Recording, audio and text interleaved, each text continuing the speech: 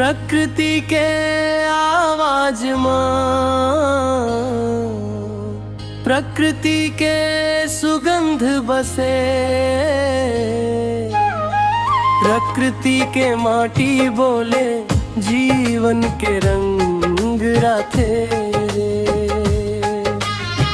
प्रकृति के माटी बोले जीवन के रंग राथे।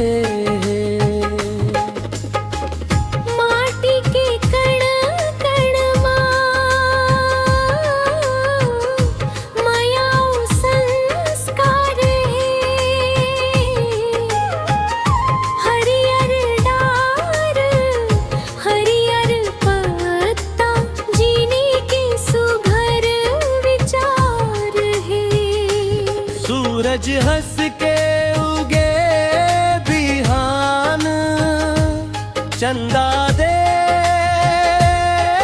उजियार, नदी नाला गीत गाथे, धरती बोले माया प्यार। माटी सिखाथे सादगी, कम सुख प्रकृति के गोदी में रही के हर दुख पीरा भूल जाबो।